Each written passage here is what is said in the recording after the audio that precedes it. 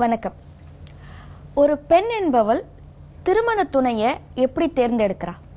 இந்திய சமுதாயத்துல வந்து பாத்தீங்கன்னா பெண்கள் அவ்வளோ தேர்ந்தெடுக்கிறது கிடையாது. இப்பெல்லாம் தேர்ந்தெடுக்கிறாங்க. ஆனா பெற்றோர்களும் தேர்ந்தெடுக்கிறாங்க.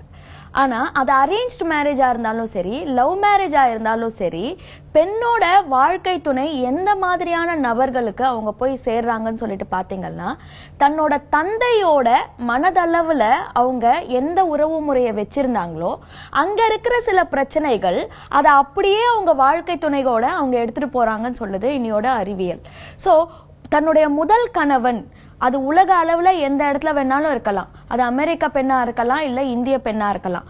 பெண்ணோட சைக்காலஜியே எப்படி program ஆயிருக்கன்னா, somebody who reflects her father, தன்னோட அப்பாவோட ஒரு பிரதிபிம்பம், ஏதோ ஒரு குவாலிட்டியில, ஏதோ ஒரு உணர்ச்சியில, அங்க முழுமை பெறாத சில விஷயங்கள் இல்ல முழுமை பெற்ற சில விஷயங்கள், அதை பார்த்துதான் அட்ராக்ட் ஆகுறா. அந்த மாதிரியான குணநலன்களை தான் ஒண்ணு அரேஞ்ச்டு மேரேஜா இருந்தா கூட தன்னோட கணவன் கிட்ட இருந்து அவளே வெளியில கொண்டு வரா அப்படின்னு சைக்காலஜி.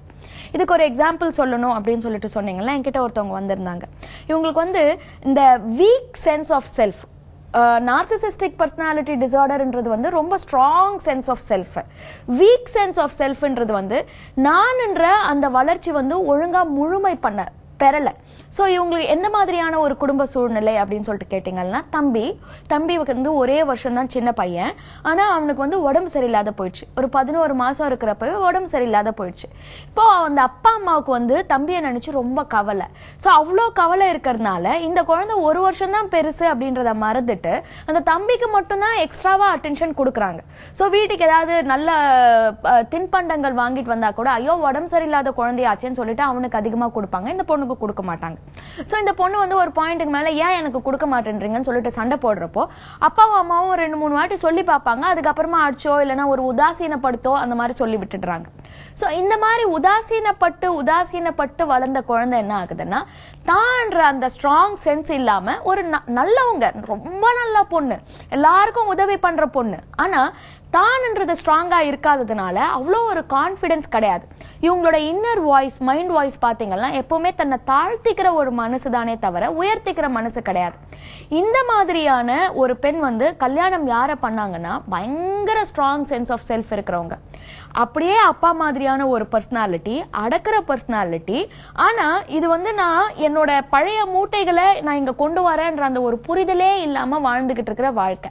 சோ இப்ப ஹஸ்பண்ட் என்ன பண்றாருன்னா, எதுக்கு எடுத்தாலும் இவங்களை மட்டம் தட்டிட்டே இருக்காரு. உனக்கு என்ன தெரியும், என்னோட படிப்பை பாரு, உன்னோட படிப்பை பாரு அப்படின்னு சொல்லிட்டு. இப்போ ஒரு நல்ல சென்ஸ் ஆஃப் செல்ஃப் இருக்கிறவங்க என்ன பண்ணுவாங்க, ஒரு பாயிண்ட்ல நீ புடிச்சுதானே கல்யாணம் பண்ணிக்கிட்டேன், ஏன் எனக்கு இந்த மாதிரி சொல்லி காமிக்கிற அப்படின்னு சொல்லிட்டு கேட்பாங்களா இல்லையா? ஆனா அப்படி கேட்கறதும் கிடையாது. ஆனா மனசுக்குள்ள வச்சு குமுறிக்கிறது, ஆமா நான் யூஸ்லெஸ், எனக்கு வந்து ஒண்ணுமே திறமை கிடையாது, பிரச்சனையிலேயே மாட்டிக்கிட்டு. இப்ப நீங்க சொல்லுங்க, உங்க வீட்டுக்கு ஒருத்தர் பால்காரர் பால் போடுறாருன்னு வச்சுக்கோங்களேன். அவர் வந்து 20 வருஷமா வந்து பிஞ்சு போன பால் பாக்கெட்டே போடுறாருன்னா 20 வருஷமா நீங்க வந்து மனசுல சகிச்சுக்கிட்டே இருப்பீங்களா? இல்ல உங்க வீட்டு குழால தண்ணி வரலன்னு வச்சுக்கோங்களேன், 2 வருஷமா குழால தண்ணி வரலன்னு உட்கார்ந்துட்டு இருப்பீங்களா? வெளி உலகத்துல நம்மளுக்கு பிரச்சனைன்னு வரப்போ நம்ம அதெல்லாம் சரி பண்றோம்ல.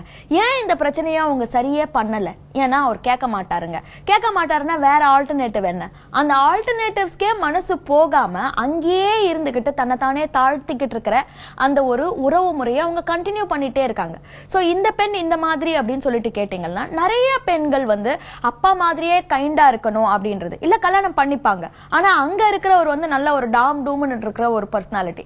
நீ ஏன் வந்து கைண்டா இருக்க மாட்டேன்ற, எங்க அப்பா எல்லாம் எப்படிப்பட்ட டைப் தெரியுமான்னு சொல்லிட்டு அங்க கம்பேர் ஆகும். ஆனா சில இடங்கள்ல என்ன ஆகும், அப்படியே ரிவர்ஸா ஆகும். அப்பா வந்து பயங்கரமா ஆக்ரோஷமா இருப்பாரு. சோ ஐயோ எனக்கு எப்படி இருந்தாலும் சரி இந்த மாதிரி ஒரு ஹஸ்பண்ட் மாத்திரம் இருக்கக்கூடாது அப்படின்னு சொல்லிட்டு அங்க போயிட்டு ஹஸ்பண்ட் வந்து சாஃப்டா இருக்கணும், கொஞ்சம் அவர் வந்து கொஞ்சம் கோவப்பட்டா கூட ஐயோ திருப்பி நான் இதே மாதிரியான ஒரு பிரச்சனையில வந்துட்டோமோ அப்படின்னு சொல்லிட்டு அதே மாதிரியே ரியாக்ட் பண்ணிட்டு இருக்கிறவங்க. நம்ம வந்து நம்ம வாழ்க்கையில கண்டிப்பா ஒண்ணு புரிஞ்சுக்கணும், நம்மளோட குப்பைகள், பழைய குப்பைகளை நம்ம அதை சால்வ் பண்ணாத இருந்தோம்னா அதை எடுத்துட்டு போயிட்டு நம்ம ஃபியூச்சர்ல நம்மளுக்கு வர எல்லா அனுபவங்கள் கிட்டயும் வந்து நம்ம வந்து தேய்ச்சி விட்டுருவோம். சோ இப்ப பாத்துட்டு இருக்கிற பெண்கள் வந்து நீங்க ஒரு கேள்வி கேட்டுக்கலாம், என்னோட வாழ்க்கையில என் கணவனுக்கு அவனை நான் ஒரு தனி மனிதனா மதிச்சு நான் வந்து ட்ரீட் பண்ணிட்டு இருக்கிறேன்னா, இல்லனா என்னோட சில மன காயங்களை எடுத்துட்டு வந்து நீ மருந்து போடு, நீ மருந்து போடு, நீ மருந்து போடுன்னு சொல்லிட்டு நான் கேட்டுட்டு இருக்கிறேன்னா, உங்க காயத்துக்கு மருந்து நீங்க மட்டும்தான் போட்டுக்க முடியுமே தவிர, சுத்தி இருக்கிற மனுஷங்க வந்து உங்களோட காயத்தை ஆத்தணும்னு சொல்லிட்டு நீங்க எதிர்பார்த்தீங்கன்னா உங்களுக்கு ஏமாற்றம் தான் மிஞ்சுமே தவிர உங்களுக்கு சந்தோஷம் மிஞ்சவே மிஞ்சாது. ஒரு உறவு முறைக்குள்ள நம்ம போறதுன்றது வந்து அன்பை பகிர்ந்துக்கிறதுக்காக போறமே தவிர அன்பை வாங்கிக்கிறதுக்காக நம்ம போகல. எவ்வளவுக்கு எவ்வளவு அன்பை வாங்கணும் வாங்கணும் வாங்கணும்னு நினைச்சிட்டு இருக்கிறோமோ அதை கொடுக்கறதுன்றது வந்து ரொம்ப கம்மியாயிடும். அப்போ அதனுடைய ஒரு இம்பேலன்ஸ் வந்துடும். So start exploring your own past hurts. நம்மளோட கடந்த கால காயங்கள் என்னன்னு சொல்லிட்டு யோசிக்க ஆரம்பிச்சோம் அப்படின்னு சொல்லிட்டு சொன்னாலே அந்த சூழ்நிலையில இருந்து நம்ம கொஞ்சம் தூரத்துல இருந்து அதை பரிசீலனை பண்ணலாம். அப்படியே உள்ள போயிட்டு ஒன்னொன்னுத்துக்கும் போராட்டம் பண்ணிட்டு இருக்க வேண்டிய அவசியம் இல்லை.